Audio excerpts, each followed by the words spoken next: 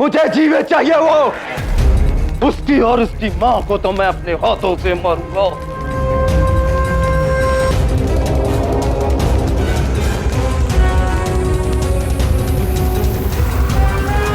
महाराज, आप हस्ती के साथ मिलकर अमात्य की सेना को रोकेंगे तब तक जब तक पुरु अपनी योजना पूर्ण नहीं कर लेता।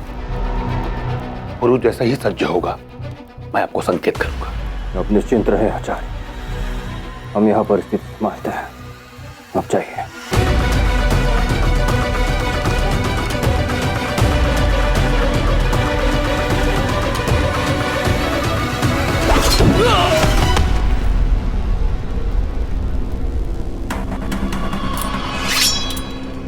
मैं जानता हूं यह तुम हो पुरु, बाहर आओ।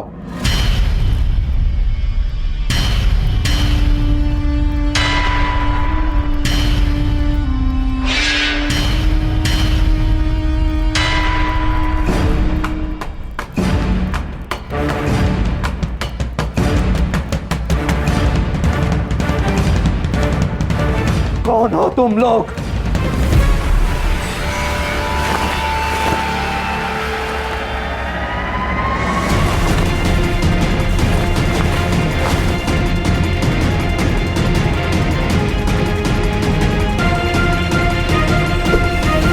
अवश्य ही उस पुरु के भेजे हुए दस्यु हो तुम। इतना साहस आ गया कि तुम पौरव राष्ट्र के अमात्य को ललकारोगे। आज मैं तुम्हें तुम्हारा उचित स्थान दिखा ही देता हूं।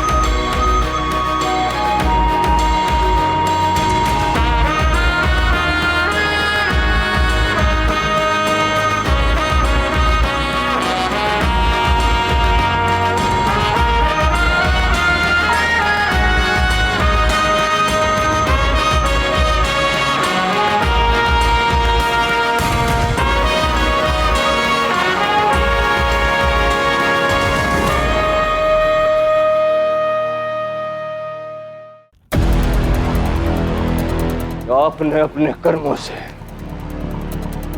संसार के हर संबंध को लज्जित कर दिया शब्दश्री। न आपने अपने पद का मान रखा, न ही संबंधों की गरिमा का। किंतु आज आपके हर पाप का अंत होगा। पुरु पौरव राष्ट्र पहुंच चुका है। आप जितना चाहे रोकने का प्रयास करें, किंतु वो अपने मां को आपके बंधन से स्वतंत्र करवा ही लेगा। तुम्हारा श्रवण कुमार पुत्र वह अपनी मां को मुक्त करवाएगा और यहां आकर अपने पिता की मृत्यु पर आंसू बहाएगा।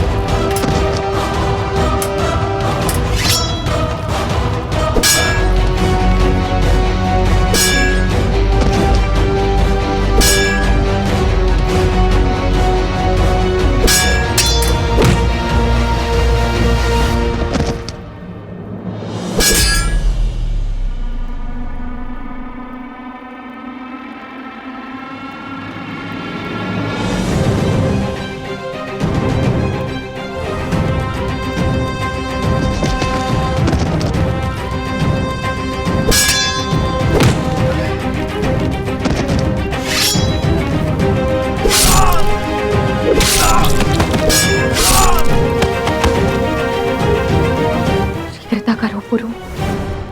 किस सेना की बात कर रहे थे तुम? गणिकाओं की सेना।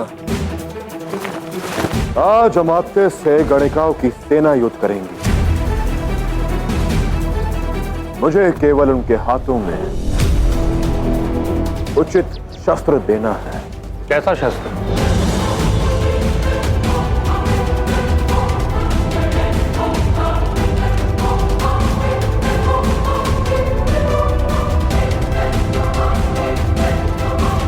आज तक तुम्हारी सोच के विषय में सुना था, आज देख भी लिया। मैं समझ पा रहा हूं तुम्हारा लक्ष्य क्या है। हाँ आचार्य, आज अमात्य को ज्ञात होगा कि जिस स्त्री को उसने अबला समझा, उस स्त्री में कितना बल छिपा है।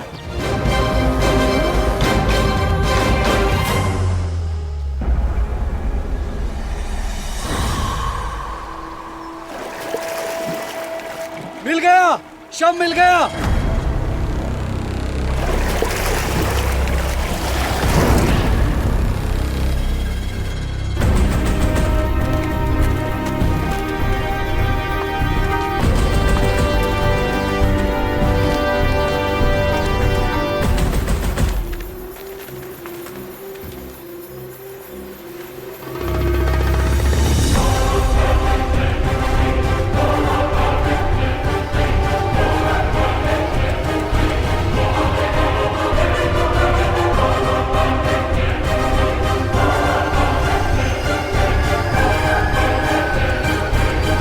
इतनी देर तक शव जल में रहने के कारण सड़ गया है और फूल गया है।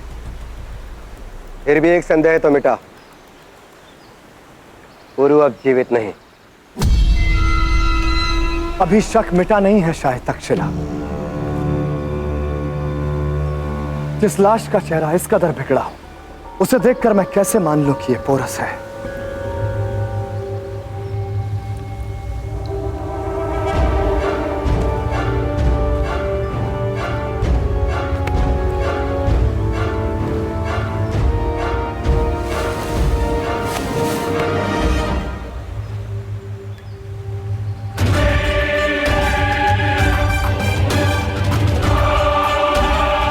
यह है साक्षी सम्राट।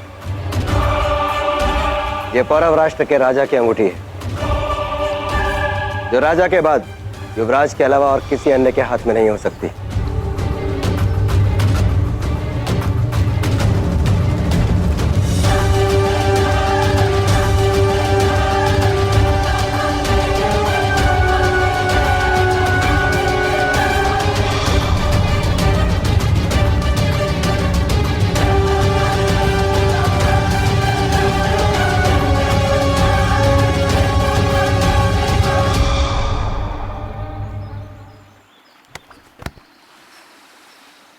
अब कार्य पूर्ण हुआ।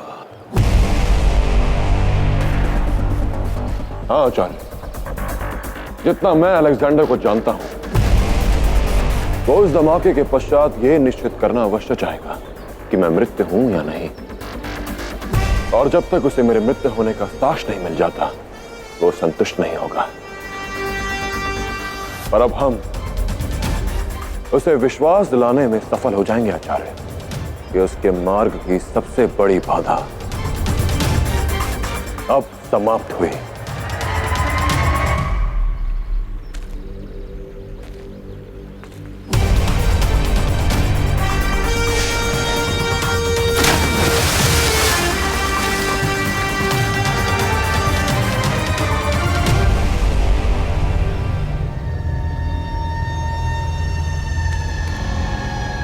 क्या दावा किया था तुमने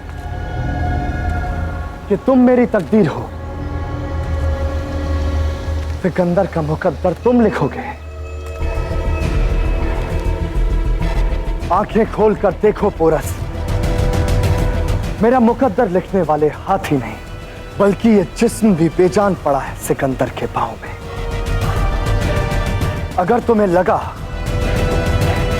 कि इस पुल पर धमाका करके तुम मेरे भारत पर कब्जा करने के ख्वाब को तोड़ दोगे, मुझे भारत पर कब्जा करने से रोक लोगे तो बेशक बहुत बड़े बेवकूफ थे तुम।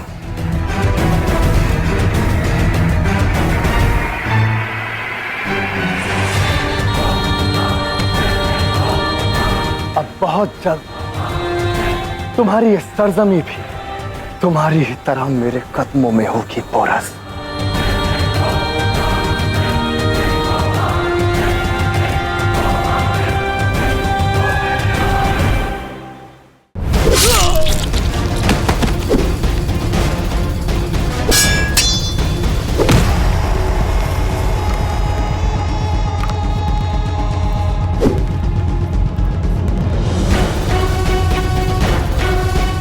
इसका तात्पर्य है कि पुरु अपनी योजना के साथ सच है।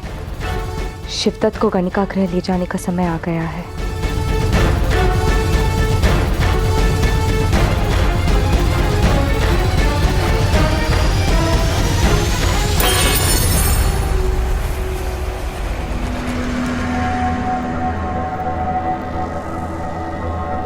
अब भी समय है बमनी। यदि तुमने अब भी आत्मसमर्पण नहीं किया तो तुम्हारी इस भूल का परिणाम इस दस्यु लड़की को भुगतना पड़ेगा।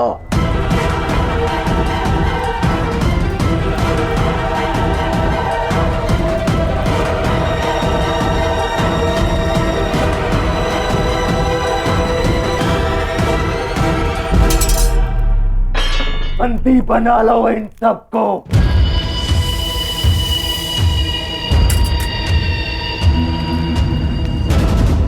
कितना सोचा था,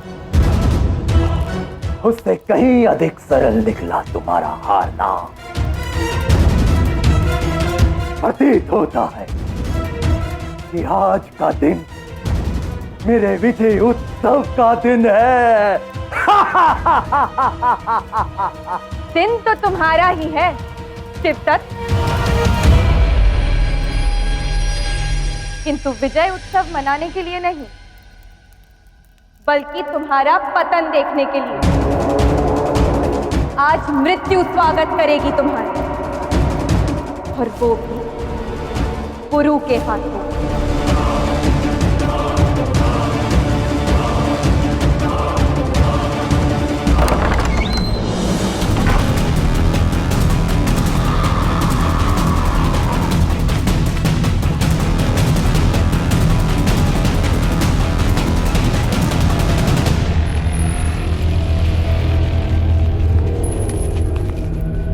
चारों ओर फैल जाओ।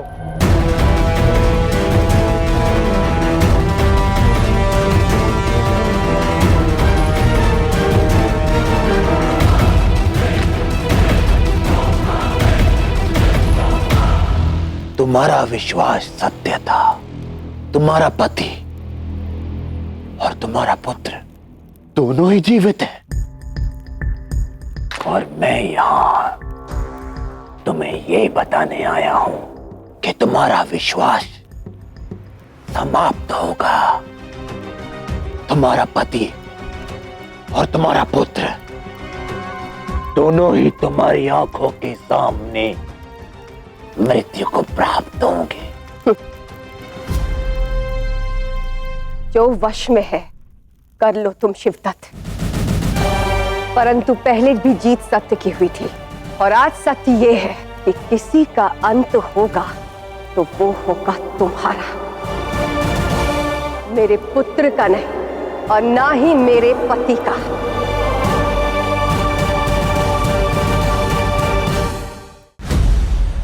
तुम्हारा ये भ्रम तोड़ने में बहुत आनंद आएगा मुझे। मुझे ज्ञात है कि तुम यहीं छुपे हुए हो पुरु। बाहर आओ। तुम्हारी मां चाहती है कि तुम्हारे सामने वो मुझे मृत्यु दे, पर मैं चाहता हूं कि तुम्हारा अंत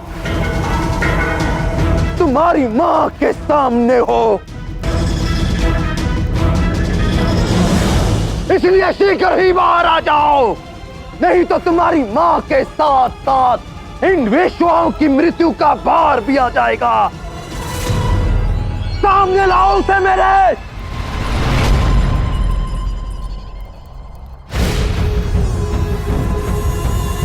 देख क्या रहे हो? ये स्त्रियां इतनी बलवान नहीं कि तुम्हारा मार्ग रोक सके। आगे बढ़ो, इन निशस्त्रों को मार डालो।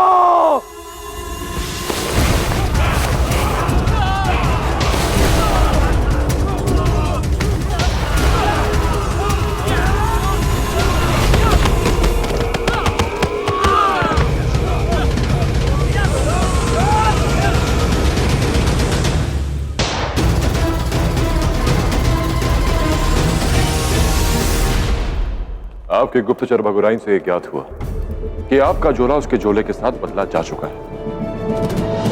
मैं जानता हूं कि यह भेंट मेरे लिए। दीजिए। ये संसार का सबसे भयानक और प्राणघातक विषय है।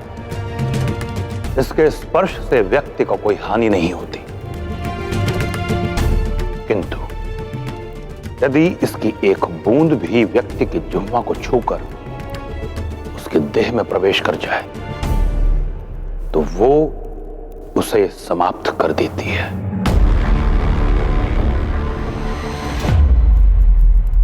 निशस्त्र कहा था ना तुमने इन स्त्रियों को। आज तक इन सबको निर्बल समझते आए थे। अपने बल से इनके वस्त्र हरण करके आए हो तुम। आज यही वस्त्र शस्त्र बनकर तुम पर पलटे हैं शिवदत्त। चौंक गए अमात्य?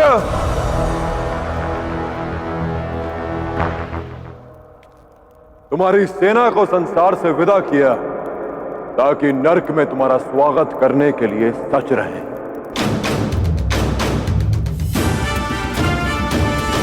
मेरी मां को दिन दिन कर तड़पाया ना तुमने, अब तड़पने की बारी तुम्हारी है अमात्य। तुमने आज तक स्त्रियों को दुर्बल समझा, उनका तिरस्कार किया, उपभोग की वस्तु समझकर उनका अपमान किया। और आज देखो अमात्य, देखो अपने चारों ओर स्त्रियों की एक सेना ने तुम्हारी सेना की क्या दशा की।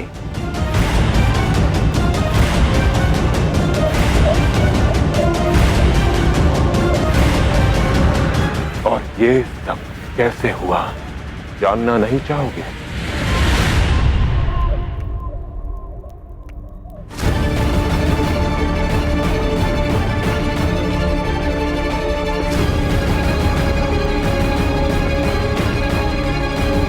अब हमें ये विशाली चुन रही हैं, उन गणिकाओं के हाथों में सौंपनी है और प्रतीक्षा करनी है अमात्य और उनकी सेना की।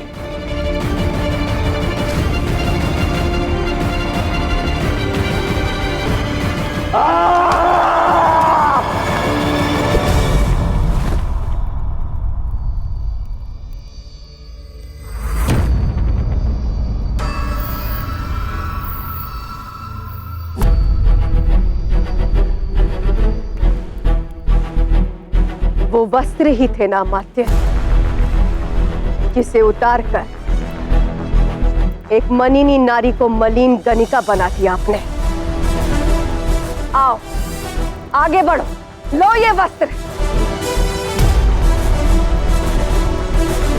अमात्य शिवदत्त श्री की आंखों में पहली बार मैंने भय देखा।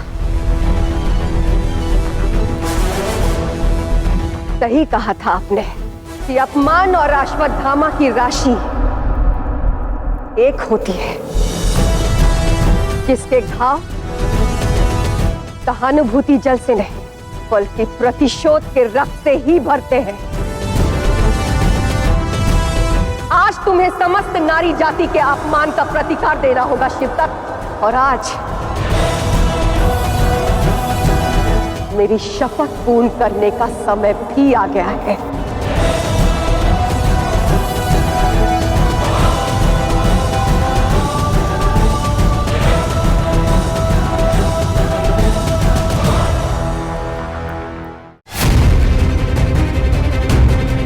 अमात्य शिवदत्त, तुम्हारे पापों का अंत अब होगा।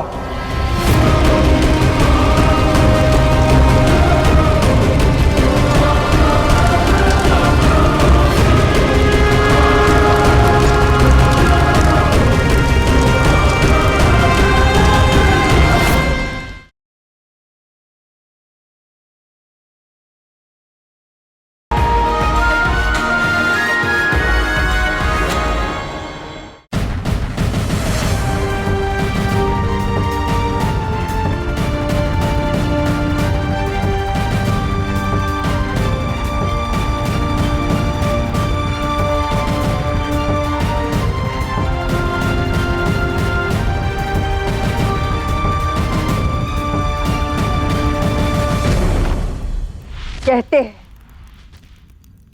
कि मृत्यु के पहले मनुष्य की आंखों के सामने उसके पाप दिखाई देने लगते हैं। कुछ स्मरण आया शिवदत्त श्री? अपने पाप याद आए या नहीं?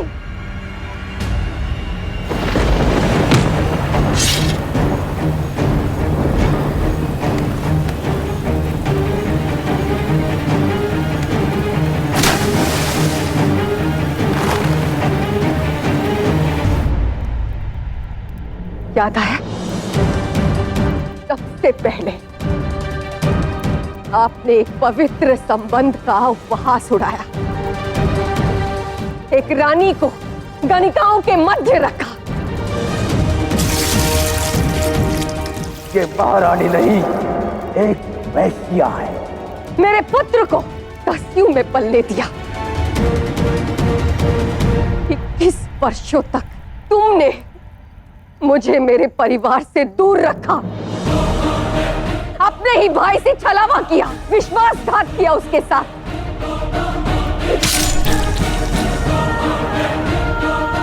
और फिर दरायस के साथ मिलकर अपनी ही मातृभूमि की स्वतंत्रता का सौदा किया। कहते हैं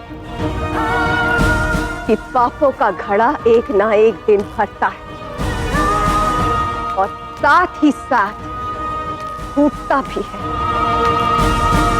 तुम्हारा अंत निश्चित है शिवदत्त।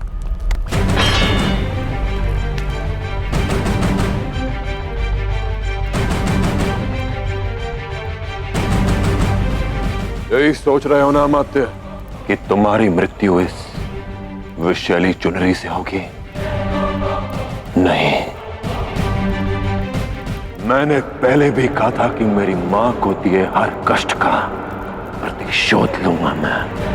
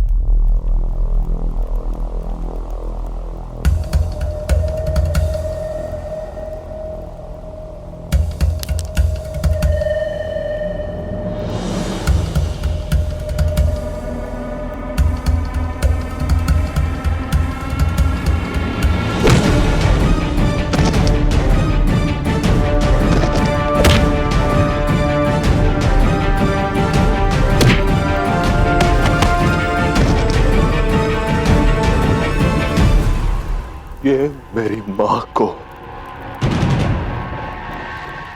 मुझसे दूर करने के लिए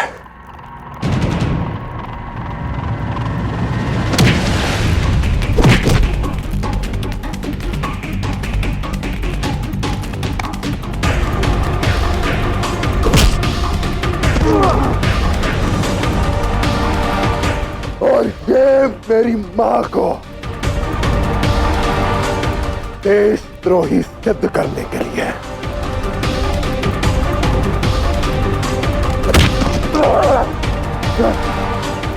और ये एक विदेशी के हाथों में हमारे देश की संस्कृति सौंपने के लिए।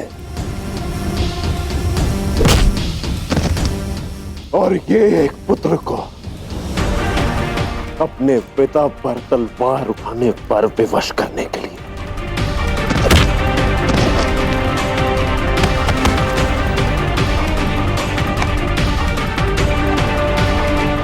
और ये मेरी मां को वैश्या बनाने के लिए। और ये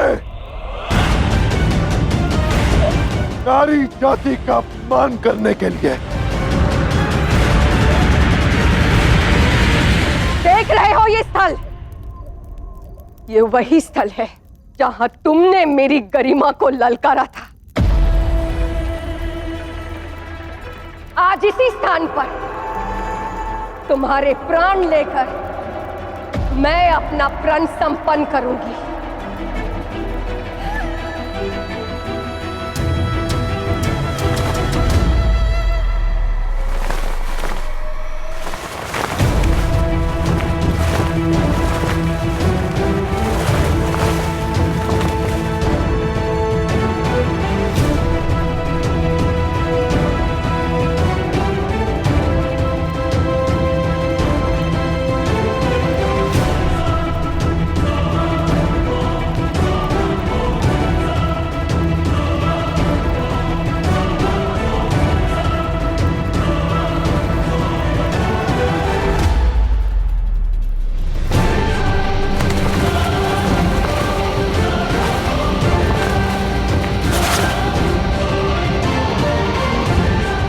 एक स्त्री की सहन शक्ति को उसकी दुर्बलता समझना एक पुरुष की सबसे बड़ी भूल होती है अमात्य।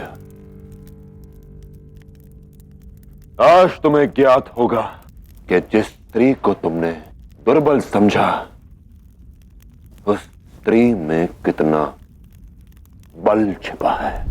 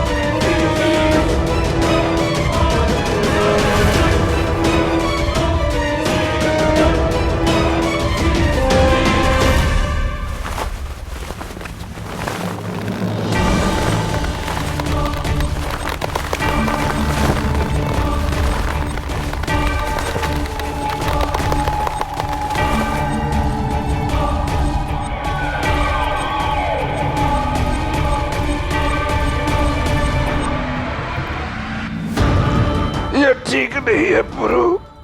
मैं राष्ट्र का मध्य हूँ। बहुत बड़ा दंड भुगतोगे तुम। दंड केवल तुम्हें मिलेगा अमात्य, केवल तुम्हें।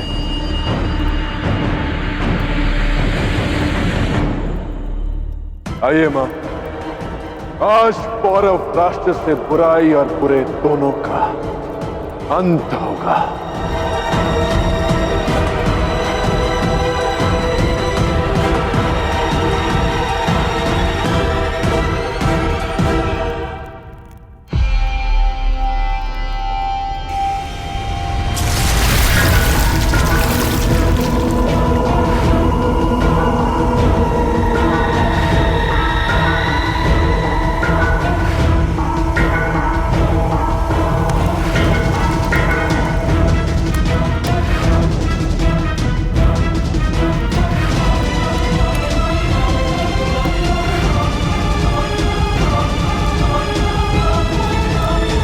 स्मरण है ना मैंने क्या कहा था कि जब मेरा पुत्र यहां होगा तो मेरा लक्ष्य नहीं चुकेगा।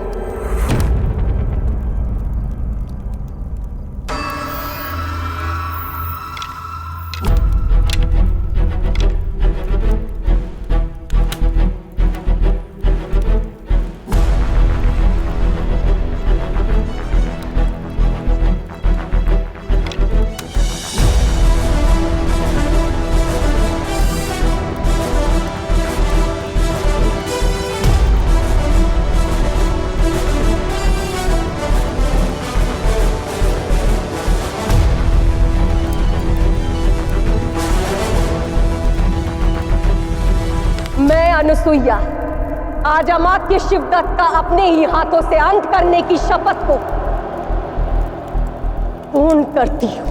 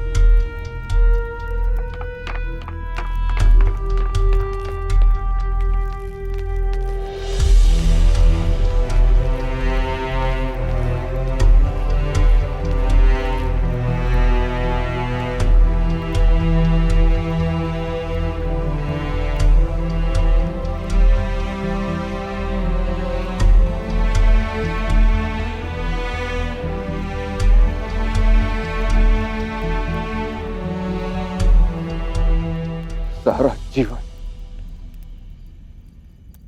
आपने घृणा और प्रतिशोध में काट दिया। आशा है अब आप उस सब से मुक्त हो जाएंगे।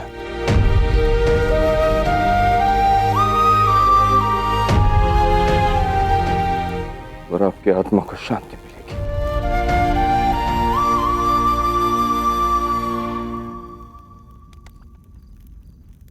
मैं आपकी पीड़ा समझ सकता हूं पिताश्री, खेद है मुझे कि अमात्य का अंत इतना दुखद हुआ।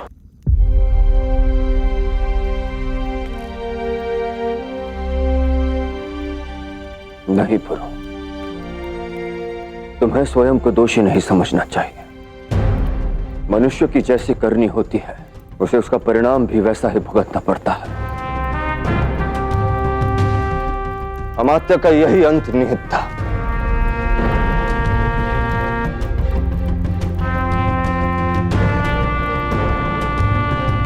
हमें प्रसन्नता है कि महारानी अनुसुईया की शपथ पूर्ण हुई और आज पौरव राष्ट्र का एक काला अध्याय समाप्त हुआ।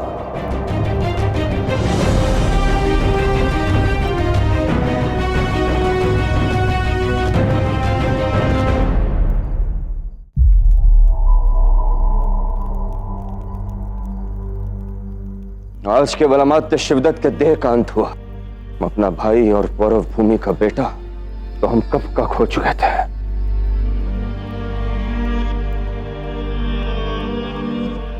ताऊश्री कहाँ है? गणिका गृह से अब तक लौटे नहीं। नहीं महाराज। बस बहुत हुआ। इस पुरु नाम के सर्प को आज अपने हाथों से कुचलूंगा मैं। अमात्य का अंत हुआ, अब कनिष्क को उसके कर्मों का फल देने की बारी है। हाँ पुरु, और उसके पश्चात पौरव राष्ट्र के सिंहासन की प्रतीक्षा भी समाप्त हो जाएगी, जिसमें सबसे योग्य राजा विराजेंगे। और वो राजा होंगे महाराज पुरुषोत्तम।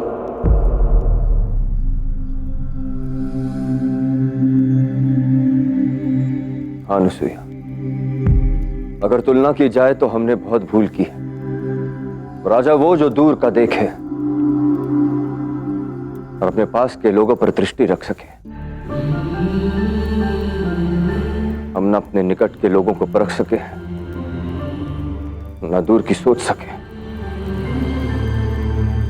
इसलिए अधिकार कनिष्क और शिवदश्री को दे बैठे। इसलिए विदेशी डरायस को अपने देश में बसा लिया।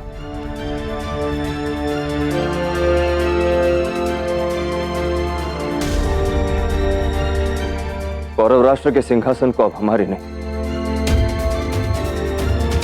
पुरु की आवश्यकता है।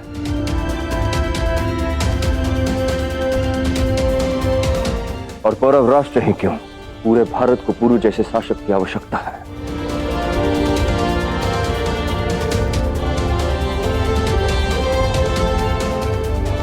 अब पुरु ही तुम्हारे अखंड भारत के स्वप्न को पूरा करेगा। हाँ मां, बीते समय के साथ समझा है मैंने कि जब बात राष्ट्र की रक्षा की हो तब एक रक्षक को राजा बनना ही चाहिए। प्रण लिया है मैंने कि मैं अलेक्जेंडर को झेलम के पार अपने राष्ट्र में प्रवेश नहीं करने दूंगा,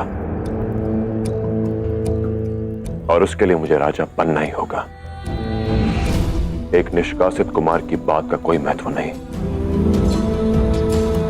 और कनिष्क से सिंहासन प्राप्त करने के पश्चात उन सभी राजाओं को मेरा आमंत्रण स्वीकार करना ही होगा, और अलेक्जेंडर के विरुद्ध इस युद्ध में मेरा साथ देना ही होगा।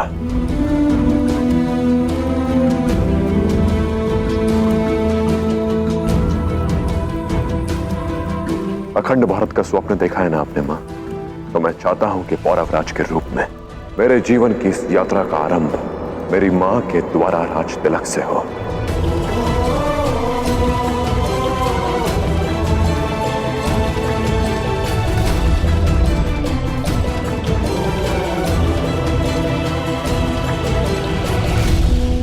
जिस दिन तुम्हारी मां तुम्हारा राज तिलक करेगी, वो क्षण उसके जीवन का सबसे गर्वित क्षण होगा पुरु। किंतु जब तक पुरु का राज्याभिषेक नहीं हो जाता, किसी को ज्ञात नहीं होना चाहिए कि तुम कनिष्क से सिंहासन छीन चुके हो। ऐसा क्यों आचार्य?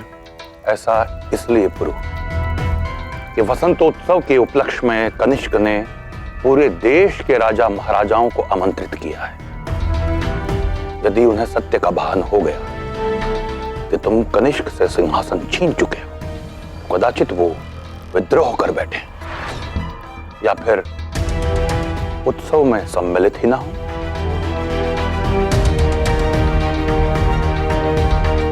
योजना अनुसार सभा में सबके एकत्रित होने के पश्चात सभी राजाओं के समक्ष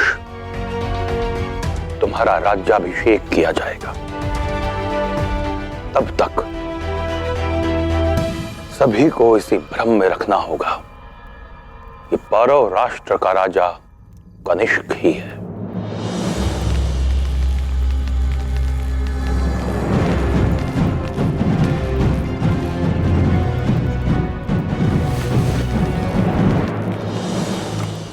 अब मुझे आज्ञा दीजिए महाराज, कल प्रातः राज्याभिषेक पर उपस्थित होऊंगा।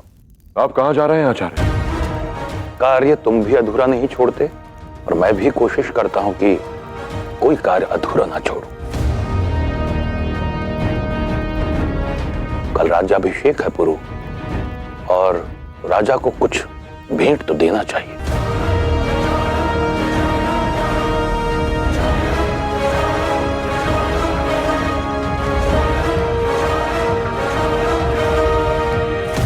मुझे भी अपना कार्य पूरा करने की प्रतीक्षा है आचार्य। आज पूरे संसार को ज्ञात होगा कि अपने माता पिता के साथ दुर्व्यवहार करने का परिणाम क्या होता है।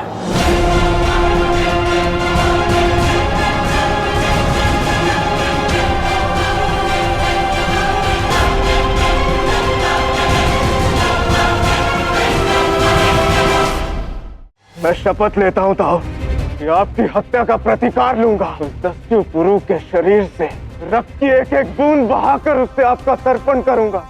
उस दिन पुल पर वो धमाका किसने किया था? मैंने किया था।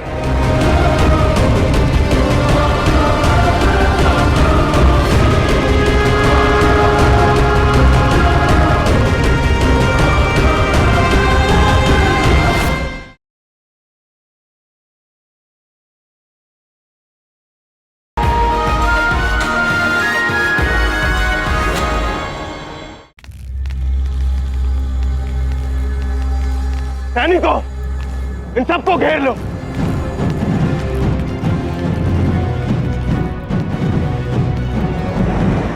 कहां है वो दस्यु? जवाब दो।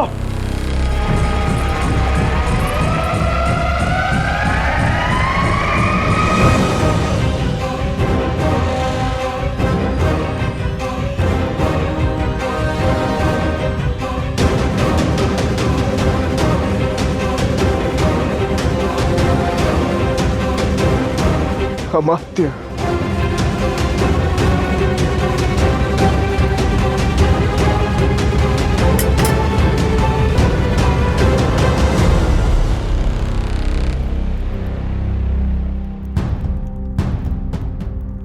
अमात्य,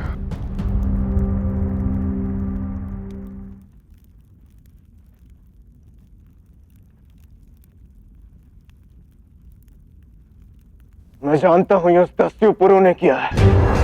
मैं शपथ लेता हूं ताऊ कि आपकी हत्या का प्रतिकार लूंगा। उस दस्यु पुरु के शरीर से रक्त की एक एक बूंद बहाकर उससे आपका तर्पण करूंगा। कहां गया वो? महारानी को लेकर राजभवन को निकले। सैनिकों, आज हम उस पुरु का आखेट करेंगे। उसी राजमहल में उसकी चिता सजाई जाएगी।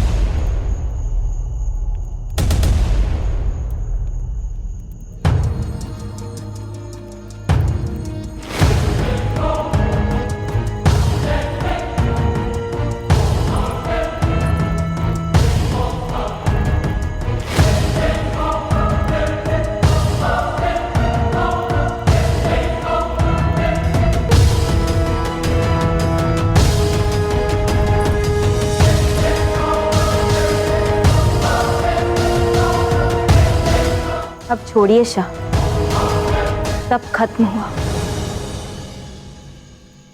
हर खात्मा एक नई शुरुआत करता है रोकसेन, और अभी सब कुछ खत्म नहीं हुआ है।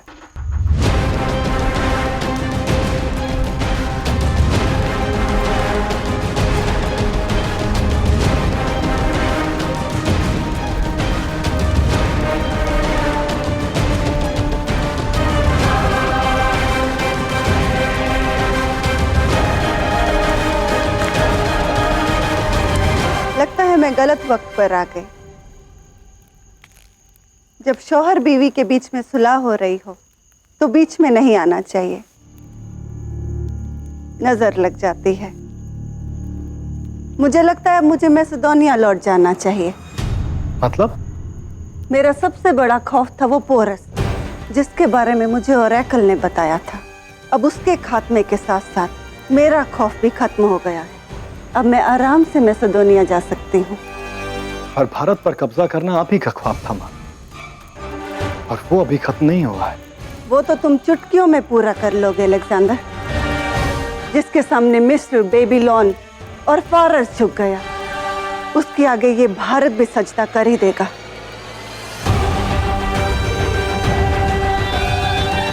और जब मेरा बेटा दुनिया का बादशाह बनकर मैसेडोनिया लौट कर आएगा, तो कोई तो होना चाहिए उसका इस्तकबाल करने के लिए। और वैसे भी मुझे मैसेडोनिया की बहुत याद आ रही है। यहाँ के बादशाहों के बेडौल ताज और मशवर्दियों के गुटे हुए सर देखकर मुझे कौफ्त आने लगी है।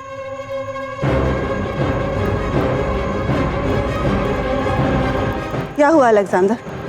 वो आलिम कासिद चाणक्य कहाँ है?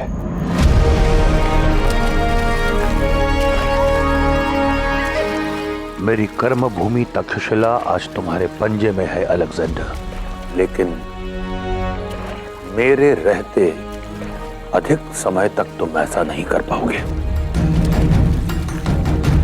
फिर चाहे मुझे कोई मार्ग क्यों ना अपनाना पड़े। बुद्धि विवेकः ज्ञानं प्रचण्डं गुणगुणनिधानं रणनिधि चतुरं मनः मन्त्रणा च उत्थान उद्भव उद्गार अनुभव सदा साम दाम दंड भेद। अब निर्णय होगा। चाणक्य की नीति की विजय होती है या अलेक्जेंडर की शक्ति की।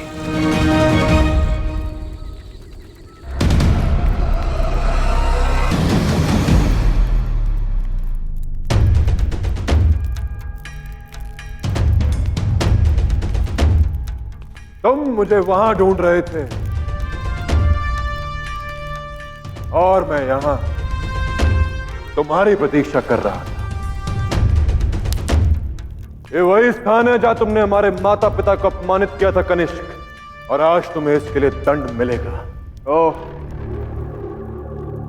अब तुम मुझसे युद्ध करोगे तो ठीक है। वैसे भी मेरी तलवार से आज तुम्हें कोई नहीं बचा सकता। और कौन से अस्त्र से युद्ध करोगे तुम? इस तलवार से जो तुम्हारी है भी नहीं। इस तलवार पर केवल महाराज बमनी का अधिकार है, जिसे तुम आज उन्हें वापस सौंपोगे कनिष्क।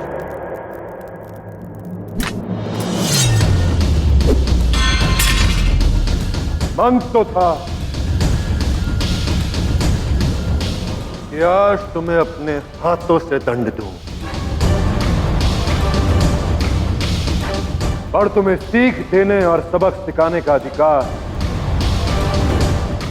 आज किसी और का है कनिष्क।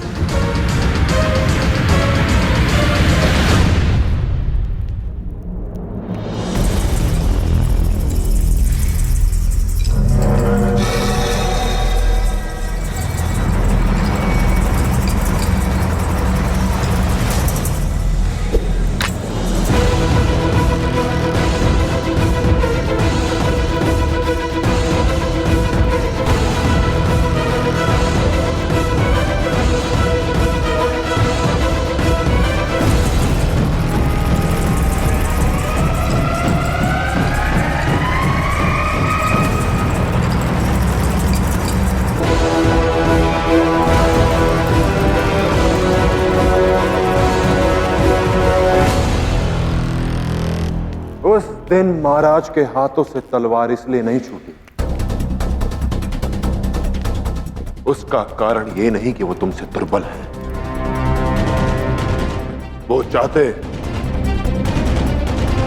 तो तलवार के एक ही प्रहार से तुम्हारी असभ्यता का अंत कर देते, पर अपने पुत्र के लिए एक पिता का प्रेम और उसकी भावनाएं बीच में आ गई, और इसलिए वो रुक गए। पर जो कर्तव्य वो उस दिन पूरा ना कर सके उसे वो आज पूरा करेंगे कनिष्क। एक असभ्य कुपुत्र को उसके अपराधों का दंड देकर।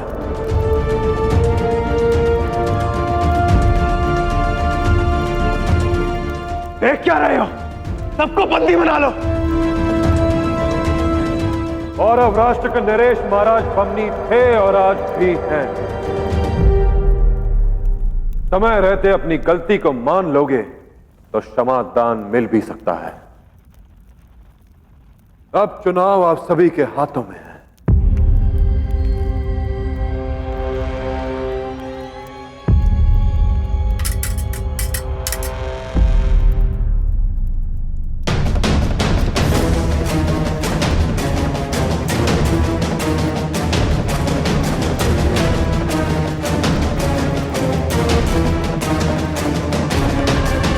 जीवन का छल देखो।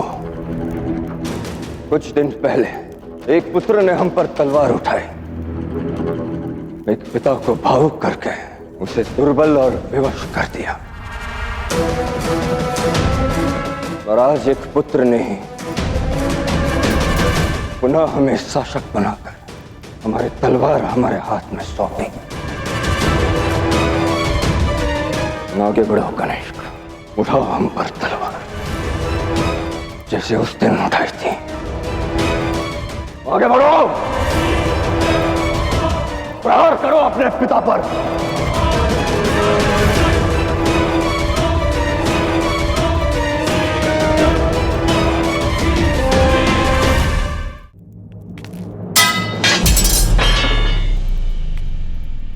एक पिता का कर्तव्य होता है कि वो अपने संतान से प्रेम करे, अपना हाथ उसके सिर पर रखे। बस एक भूल हो गई हमसे। जब तुम अनुचित राह पर चले तो ये हाथ हमने तुम पर उठाया नहीं।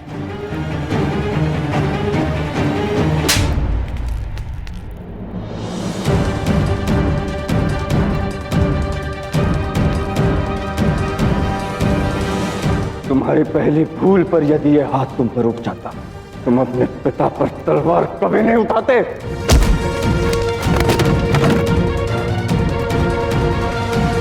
तुम्हें उड़ने के लिए आकाश दिया हमने, और तुम्हारे पांव धरती पर नहीं टिका पाए। इसीलिए आज तुम गिरोगे।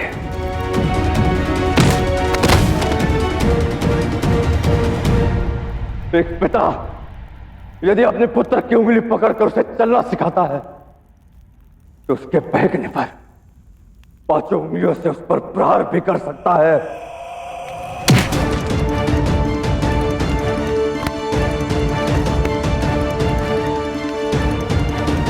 संतान माता पिता की दुर्बलता होती है, परंतु जब वो अपने माता पिता के प्रेम का अनुचित लाभ उठाने लगे तो पिता को कठोर हो ही जाना चाहिए।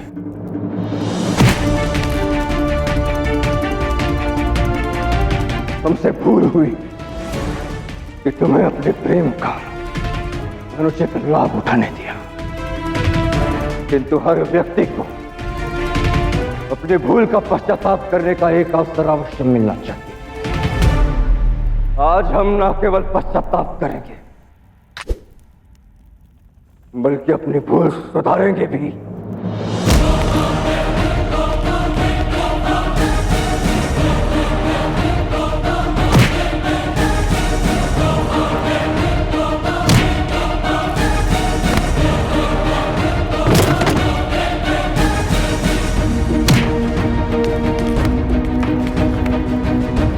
जो पिता के घुटने का सहारा लेकर खड़ा होना सीखे, कभी कभी उसे घुटनों पर लाना भी पड़ता है।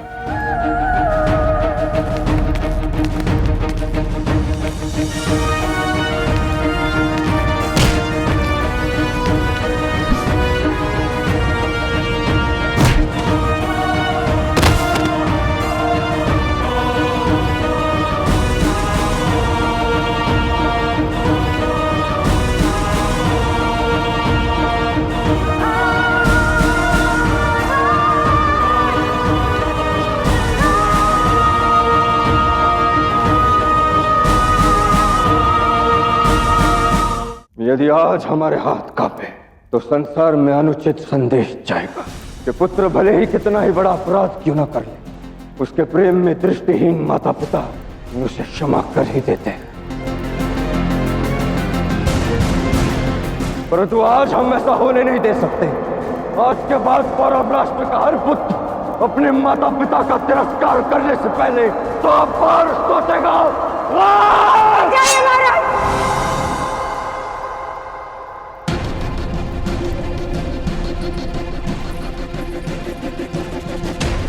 ऐसा अनर्थ मत कीजिए आर्य। मैं मानती हूँ कि कनिष्क ने जो कुछ किया वो क्षमा के योग्य नहीं, किंतु हमारा पुत्र है आर्य। दुर्बल मत बनो कनिका। माता पिता का कर्तव्य होता है अपने संतान को सही रास्ते पर चलाना। यदि इस समय हम दुर्बल हो गए तो यह हमारी दूसरी बड़ी भूल होगी। संतान के लिए माता पिता का प्रेम इतना बड़ा नहीं होना चाहिए कि न्याय और अन्याय के बीच का भेद भुला दिया जाए। आपने जो कहा मैं उससे सहमत हो आर्य, किंतु एक माता अपने पुत्र को अपनी आंखों के समक्ष मरते कैसे देख सकती है? यदि आप कनिष्क को समाप्ति करना चाहते हैं तो उससे पूर्व आपको मुझे समाप्त करना होगा।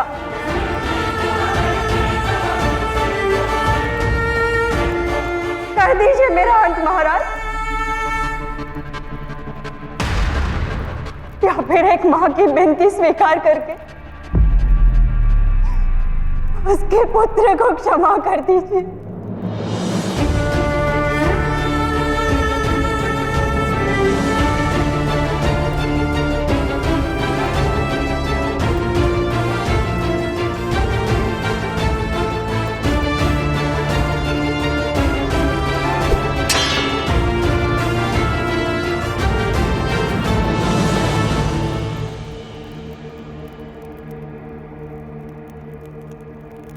नहीं छोटी मां,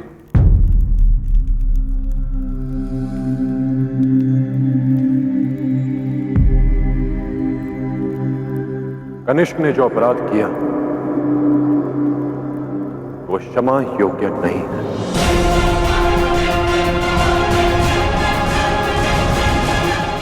अपने अपराध का दंड से अवश्य मिलेगा।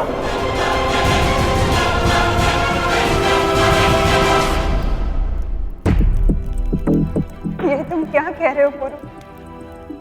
वो मेरा बेटा और तुम्हारा भाई है। निसंदेह, और मुझे इस संबंध का स्मरण भी है छोटी मां, पर आज हमें कनिष्क को दंड देना ही होगा ताकि भविष्य में कोई भी संतान अपने माता पिता का अपमान करने से पहले 100 बार सोचे।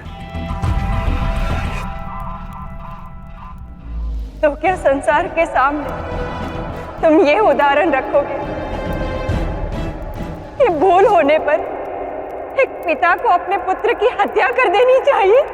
नहीं छोटी मां, मैंने ऐसा कुछ नहीं कहा, क्योंकि कनिष्क को मृत्यु दंड देना उचित नहीं होगा।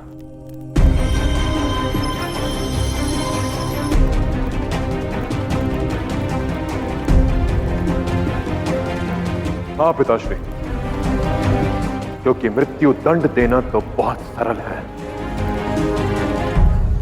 आज हमें पूरे संसार को यह संदेश देना होगा कि जो संतान अपने माता पिता को अपमानित करे, जो संतान अपनी मां को बंदी बनाने का दुस्साहस करे, जो संतान अपने ही पिता पर तलवार उठाए, वो संतान जीते जी हर पल मरेगी।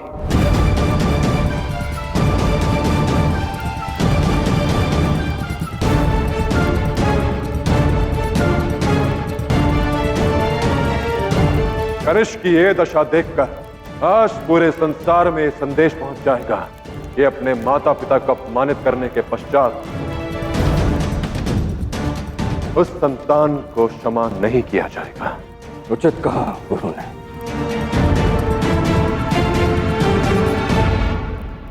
और क्योंकि अब इस सिंहासन पर तुम आसीन होने वाले हो, तो कनिष्क का दंड भी तुम ही निश्चित करोगे।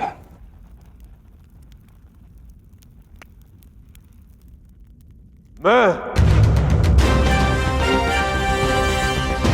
कनिष्क को आजीवन कारावास का दंड देता हूं।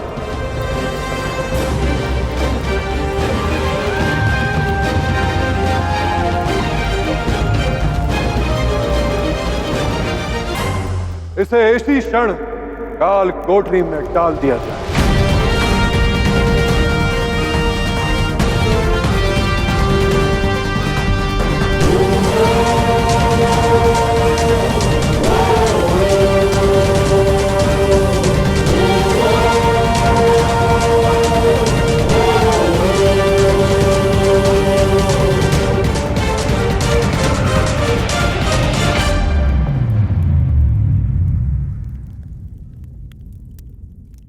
कल के सूर्योदय के साथ इस सिंहासन पर इतिहास का सबसे महान राजा आसीन होगा, जो भारत का इतिहास बदल देगा। और मेरा वादा है तुमसे आलिम, कल सुबह पौरव मुल्क के शाह का कटा हुआ सर मेरे कदमों में होगा।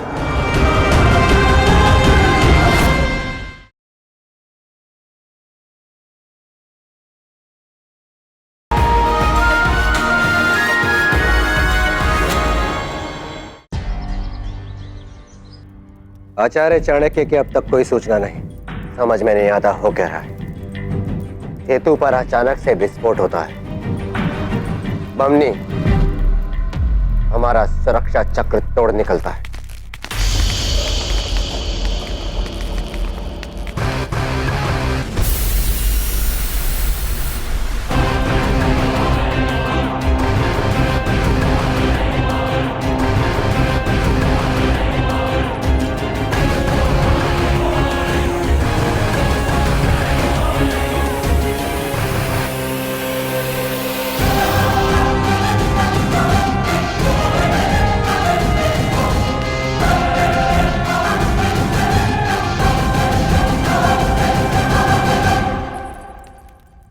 सम्राट अलेक्जेंडर, आप इतनी रात को यहां आने का कोई विशेष कारण?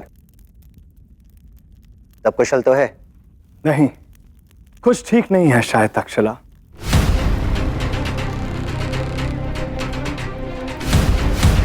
जो आलिम कासिद चाणक्य है, जो तक्षशिला से हमारे पास सुलह का पैगाम लेकर आया था, कहां है वो? जंग के दौरान और जंग के बाद मैंने उसे देखा नहीं।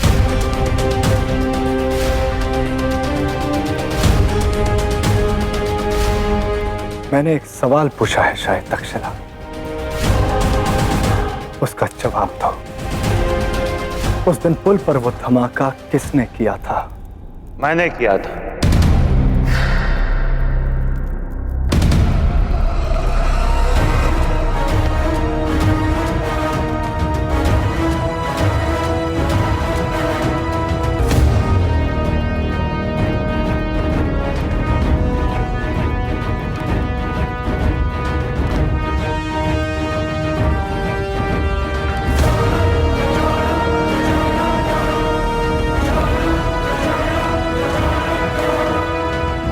मैंने ही उस सेतु पर विस्फोट किया था और किसी को मेरी इस योजना के विषय में ज्ञात नहीं था।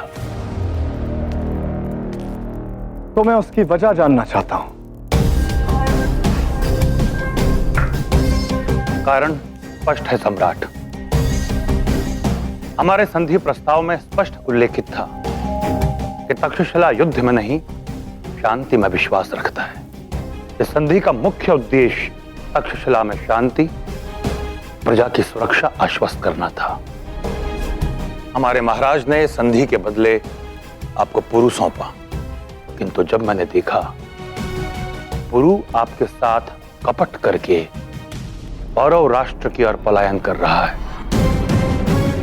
तो उसे रोकने के लिए मेरे पास बस एक यही मार्ग था। तुम्हें लगता है कि मैं तुम्हारी इस कहानी पर यकीन कर लूंगा, ये जानते हुए कि मेरी फौज पौरव राष्ट्र सिर्फ उसी पुल के रास्ते पहुंच सकती थी? तुमने उसे निस्तो नाबूद किया।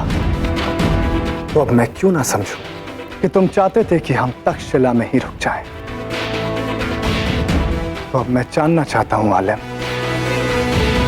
कि तुम उस धमाके के बाद कहां गायब थे।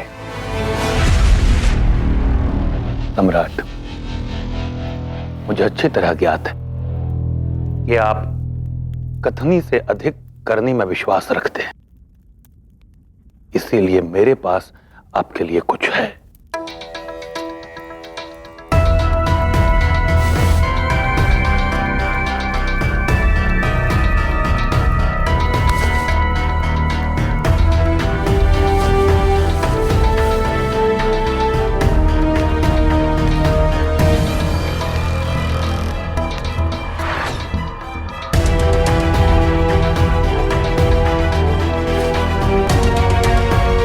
सुलह का पैगाम।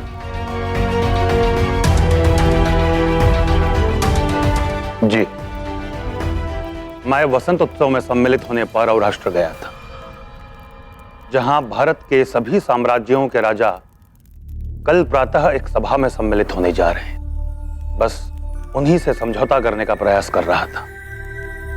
किसी प्रकार वो आपसे भेंट करके आपसे संधि करने को तत्पर हो जाए। ये प्रस्ताव उसी का प्रमाण है। अब तो आपको विश्वास हो गया होगा सम्राट कि मैं आपके भारत पर आधिपत्य के मार्ग में बाधा बनकर नहीं आया। सम्राट अलेक्जेंडर, हम तुरंत आपके पौरव राष्ट्र जाने का प्रबंध करते हैं। उसकी कोई जरूरत नहीं, हम वहां नहीं जाएंगे। पर क्यों सम्राट? बिना रक्त बहाए समस्त भारत पर आधिपत्य कर सकते हैं आप। ऐसा अवसर पुनः नहीं आएगा श्रीमान। अलेक्जेंडर किसी मौके का मोहताज नहीं आलम। मैंने सारी दुनिया अपनी शर्तों पर जीती है और भारत को भी मैं अपनी शर्तों पर जीतूंगा। और अगर किसी को मुझसे सुलह करनी है तो वो खुद मुझ तक चलकर आए। मुझे किसी के पास जाने की क्या जरूरत है? और शेर के लिए जंगल अपना हो या किसी और का, वो जंगल के दूसरे जानवरों के सामने दोस्ती का हाथ नहीं बढ़ाता।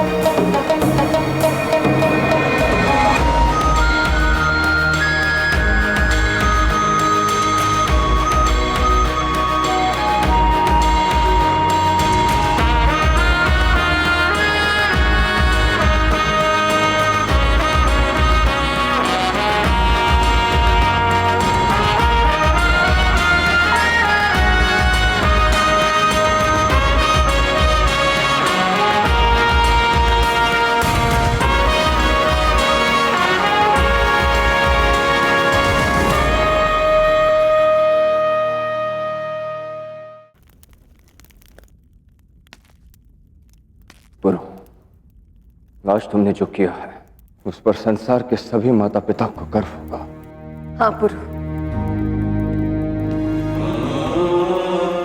एक राजा की सबसे बड़ी दुर्बलता होती है उसकी भावुकता।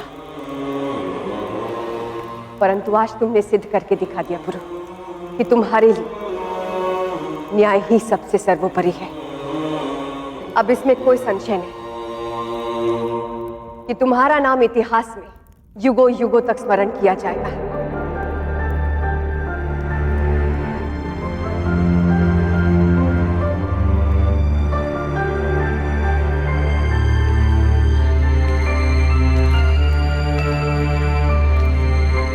कल के सूर्योदय के साथ इस सिंहासन पर इतिहास का सबसे महान राजा आसीन होगा।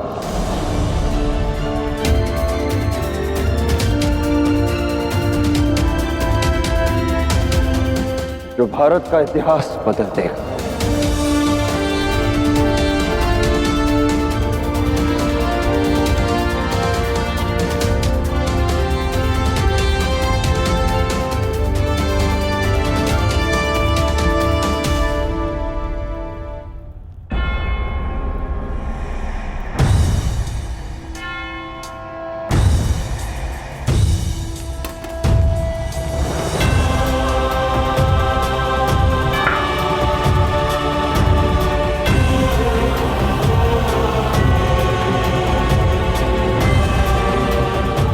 आपने मुझे उपस्थित होने का आदेश दिया। वैसे दुनिया की महारानी,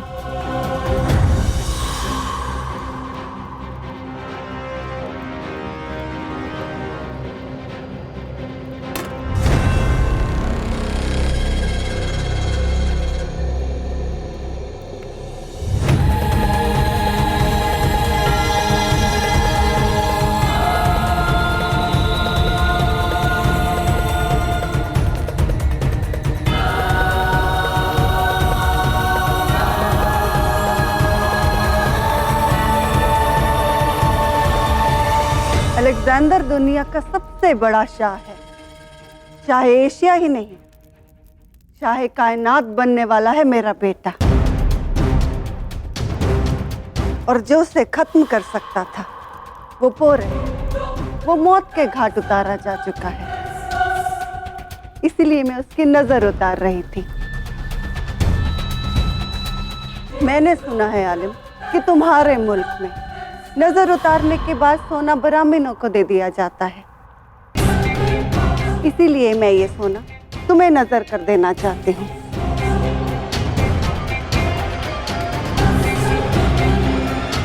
क्षमा चाहता हूं महाराज, किंतु ये दान मैं ग्रहण नहीं कर सकता। इसे ठुकराकर आप हमें रुस्वा कर रहे हैं आलिम। लेकिन यदि मैंने इसे स्वीकार कर लिया तो ये धर्म विरुद्ध होगा। लेकिन क्यों? क्योंकि हमारे देश में ब्राह्मण दान तभी स्वीकार करते हैं जब विधि पूर्ण हो जाए।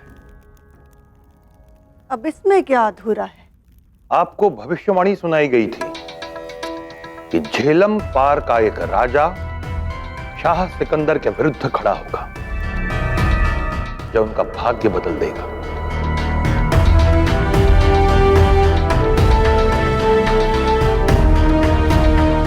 तो क्या आप आश्वस्त हैं कि वो पुरु ही था? और क्या यह संभव है कि जिसके नाम की भविष्यवाणी हुई वो इतनी सरल मृत्यु को प्राप्त हो जाए?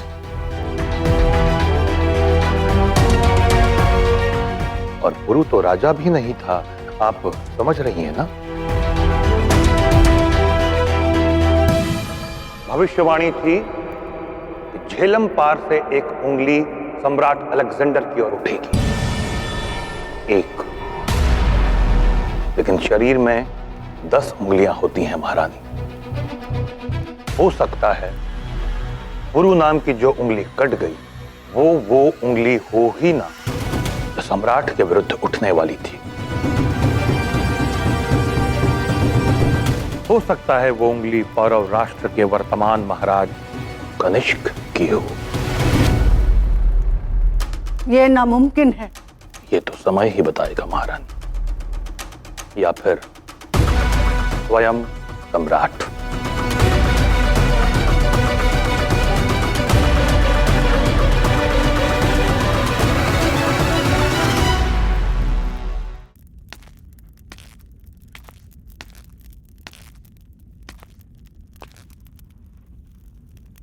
जो नजर तुम्हें मलिका ने की है उसे कबूल करो आलिम। शाम ढल चुकी है, खर्च तो कल ही करोगे। और मेरा वादा है तुमसे आलिम कि कल सुबह पौरव मुल्क के शाह का कटा हुआ सर मेरे कदमों में होगा। नहीं अलेक्जेंडर, तुम वहां नहीं जाओगे। आपका खौफ मैं समझ रहा हूं मां, पर वो शाही क्या जो खुद दुनिया जीते और उसकी मां खौफ से हार जाए। कल उस पौरव शाह का कटा हुआ सर आपको तोहफे में देगा ये अलेक्जेंडर। हेफेस्टियन, कल हम सुलह के उस परवाने को इज्जत देने जा रहे हैं जो पौरव राष्ट्र से ये आलिम लेकर आया था। तैयारियां करो।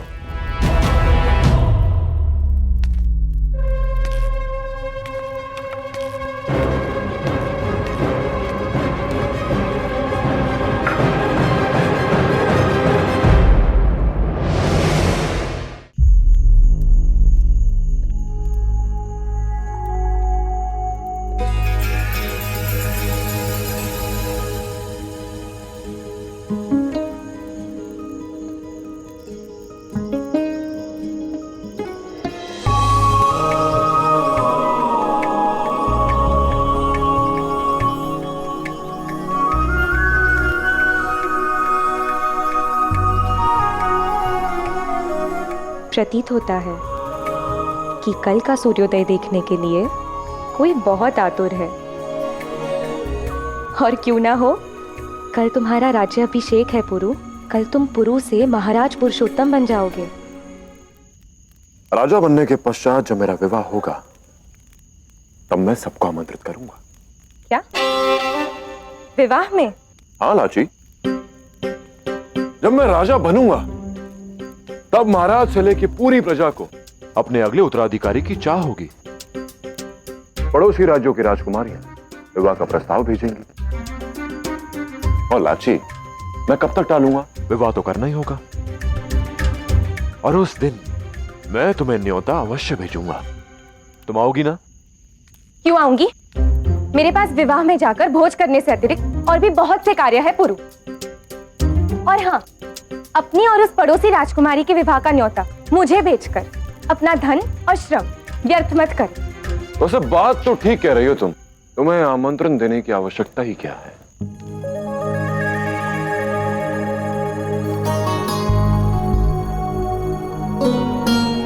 क्योंकि जब विवाह की रीतियां चल रही होंगी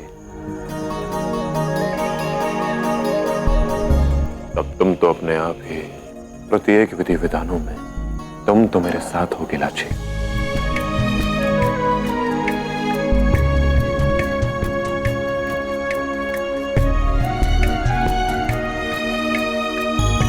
मेरी धर्म पत्नी के रूप में।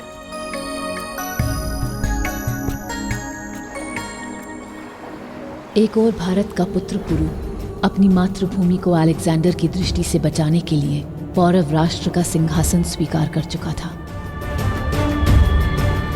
वहीं दूसरी ओर इस बात से अनजान कि पुरु जीवित है, अलेक्जेंडर अपनी नियति की ओर बढ़ने को आतुर था।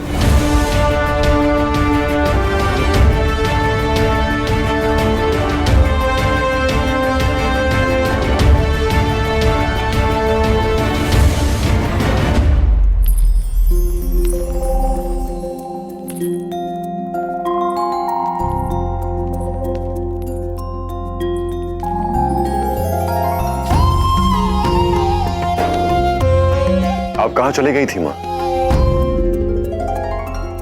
मां झेलम के पास। पुरु, मैंने तुम्हें जन्म अवश्य दिया है, परंतु तुम्हारे जीवन का पूरा श्रेय मां झेलम को जाता है। तुम्हारे जीवन का आरंभ जिस मां झेलम से हुआ है, आज तुम्हारे जीवन के इस अध्याय का आरंभ भी उनके आशीर्वाद से होगा। आज तुम्हारा राज अभिषेक मां झेलम के इसी जल से किया जाएगा पुरु।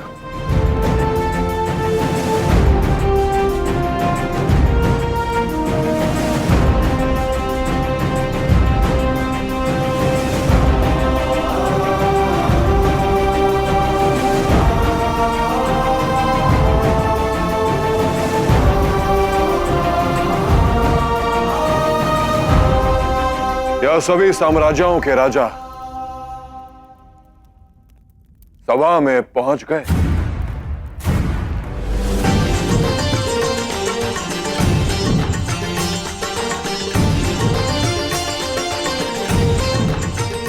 प्रणाम राजगुरु। प्रणाम राजगुरु।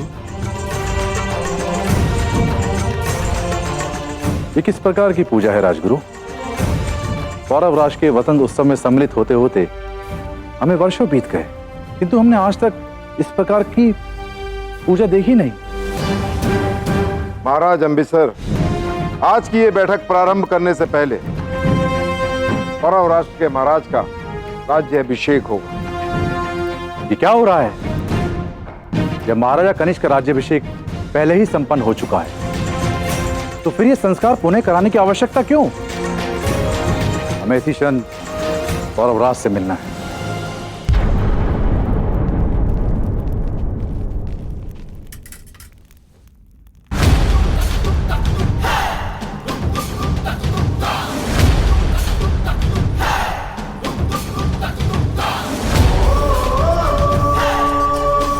पुरु,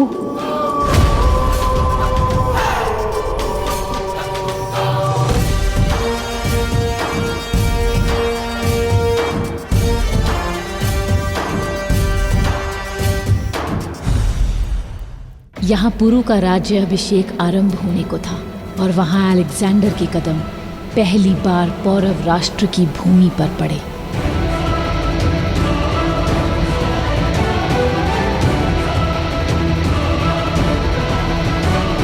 आचार्य चाणक्य की कूटनीति आज समय के दोनों योद्धाओं को एक बार फिर से आमने सामने ले आई, जिसके बारे में ना ही सिकंदर जानता था और ना ही मेरा पुत्र पुरु।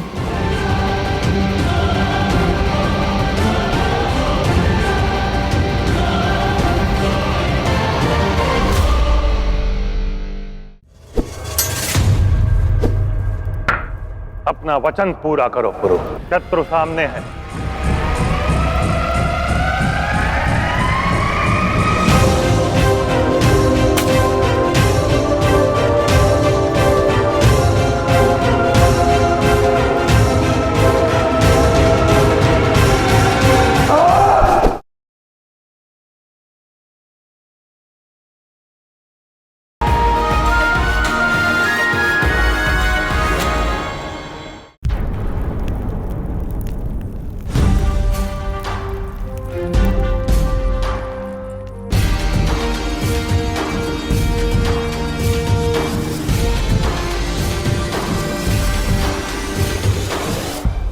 पौरव राष्ट्र में आप सभी का स्वागत है। बहुत खुशी हुई मुझे कि आप सब मुझे आशीर्वाद देने के लिए मेरे राज्य अभिषेक में सम्मिलित हुए। आशा है कि हम सब मिलकर भारत के विकास की दिशा में कार्य करेंगे।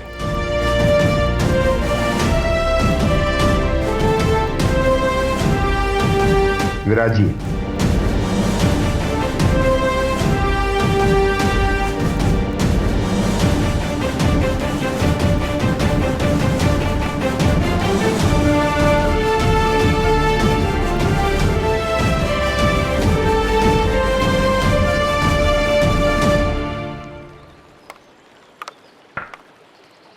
सम्राट अलेक्जेंडर को निमंत्रण दिया गया है।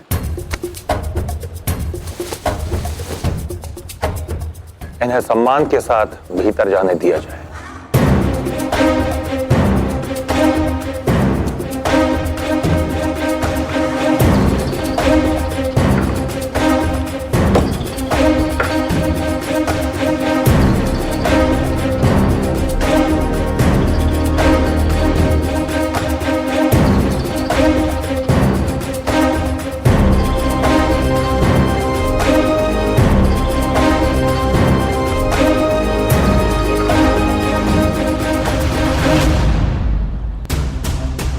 सुना था भारत सोने की चिड़िया है, पर यहां आकर तो लगता है कि सोने की चिड़िया तो बहुत छोटा लफ्ज है यहां की दौलत के सामने। बहुत खूब।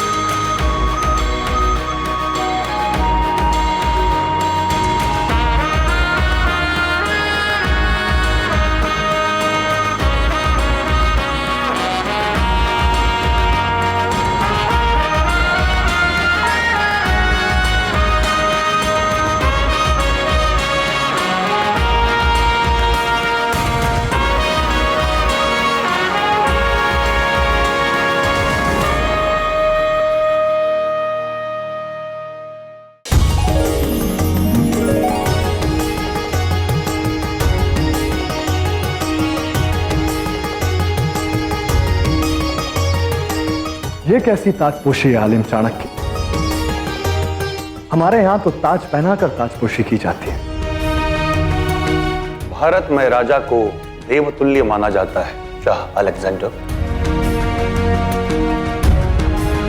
क्योंकि वो देवों की ही भांति प्रजा का संचालन करता है, उनका पालन करता है। इसलिए राज्याभिषेक के समय उसे मात्र मुकुट की शक्ति नहीं प्रदान की जाती, वरन कर्तव्यों का उत्तरदायित्व भी सौंपा जाता है। यह अभिषेक उसी का प्रतीक है।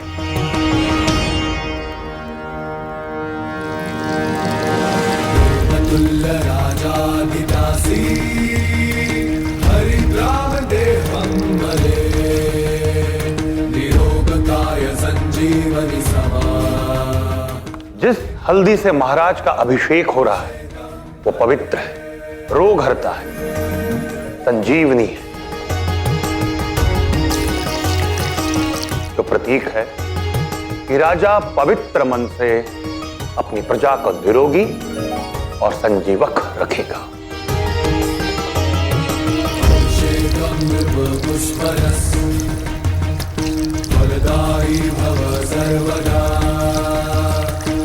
ये है मधु, आपकी भाषा में शहद।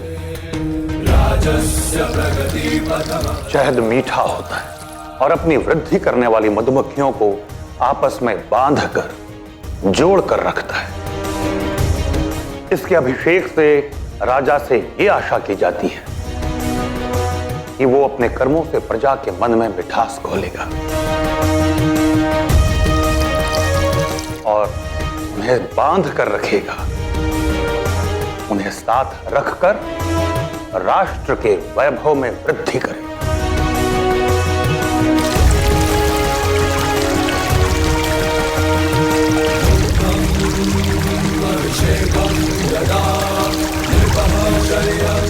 और ये दूध क्यों? दूध श्वेत होता है, पौष्टिक होता है।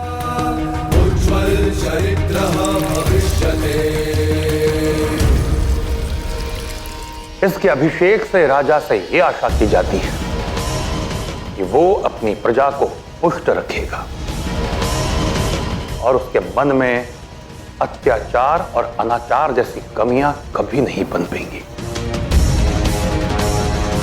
अंत में जलाभिषेक।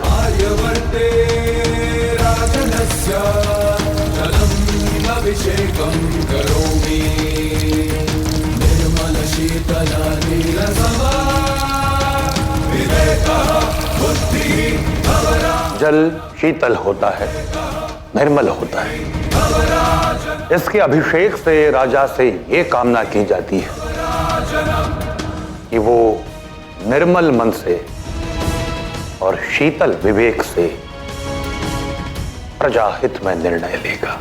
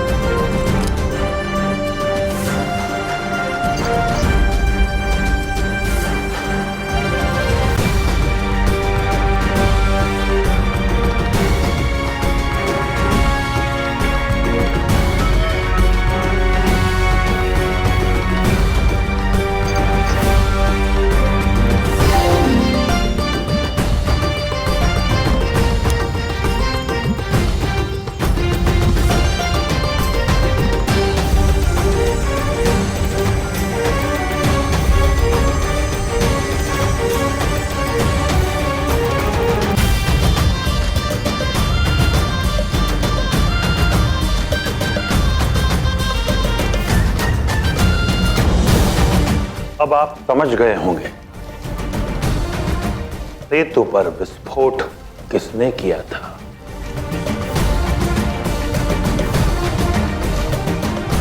महाराज पुरुषोत्तम के राज्याभिषेक में आपका स्वागत है, सम्राट अलेक्जेंडर।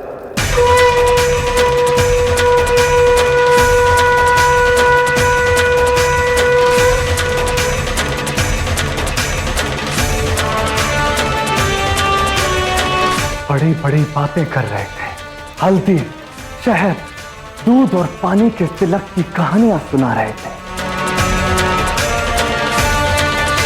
और किया क्या? धोखा, धोखा किया मेरे साथ। धोखे की बात उसके मुख से अच्छी नहीं लगती। स्वयं अपने पिता का लहू बहाकर सिंहासन पर बैठा हो अलेक्जेंडर।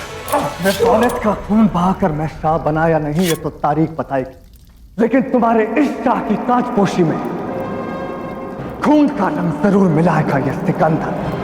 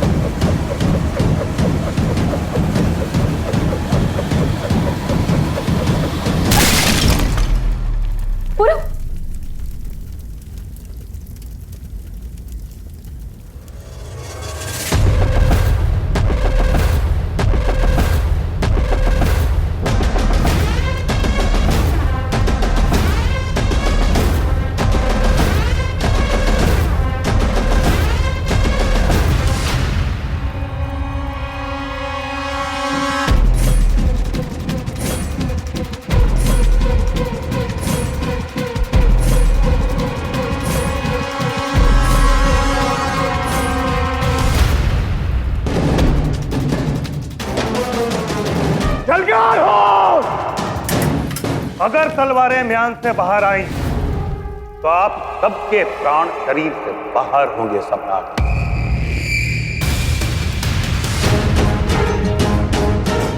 आक्रमणकारी को एक कदम आगे बढ़ाने से पूर्व 2 कदम पलट कर देख लेना चाहिए।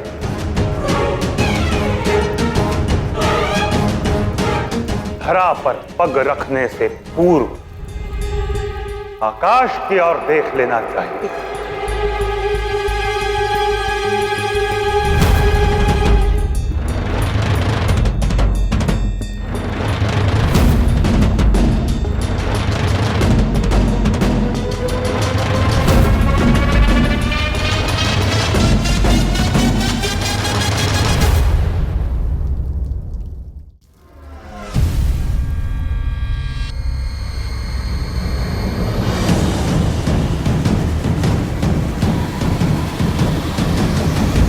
महाराज पुरुषोत्तम शत्रु समक्ष खड़ा है, कर दीजिए उसका अंत।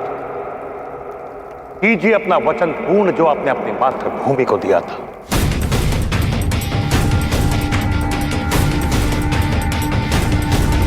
जब अलेक्जेंडर सामने होगा आप उसका अंत कर देंगे।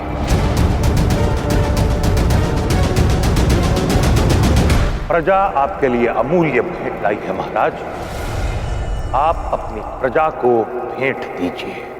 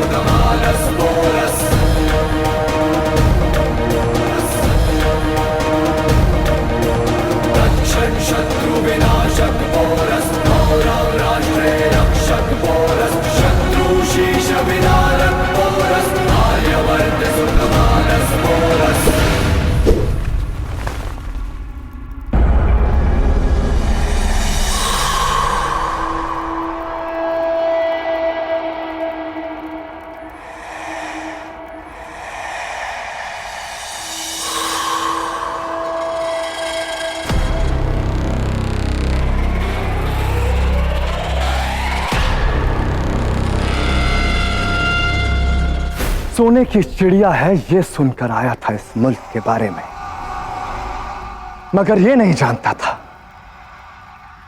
कि यहां के बाशिंदे तो गिद्धों की तरह शातिर निकलेंगे। मेहमान बनाकर न्योता देंगे और दुश्मन बनाकर काट देंगे।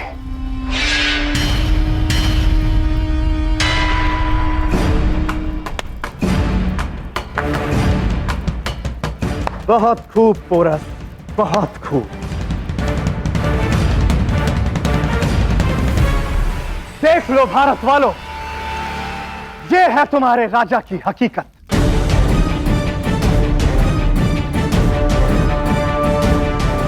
सुना था दोस्ती की खातिर सीने पर कटार झेल लेते हैं भारतीय, पर यहां तो दोस्त बनाकर पीठ पे छुरा भूका जा रहा है।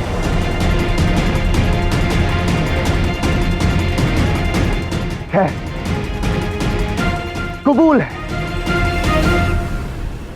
पर कम से कम दुनिया की तारीख ये तो मानेगी कि सिकंदर ने अपने जुनून और दुश्मनी में दुनिया फतेह की और उसकी शिकस्त हुई तो दोस्ती के बुलावे पर।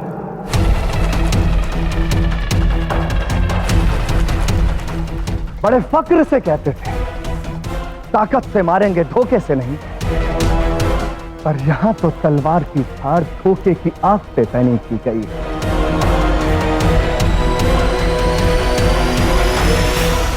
ठीक है पोरस,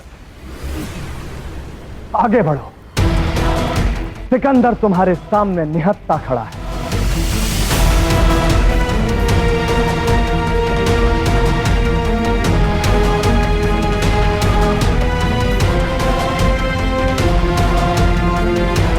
देख क्या रहे महाराज? उठाइए तलवार, कीजिए प्रहार, कर दीजिए उसका अंत जो भारत की संस्कृति का अंत चाहता है।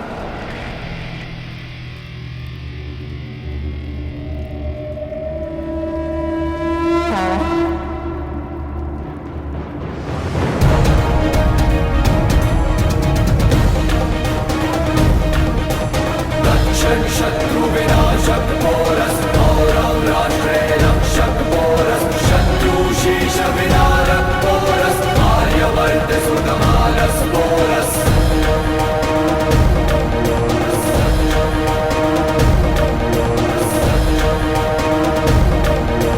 रक्षक शत्रु विनाशक पोरस, गौरव राष्ट्रे रक्षक पोरस, शत्रु शीश विदारक पोरस, आर्यवर्त सुतमानस पोरस, आर्यवर्त सुतमानस पोरस।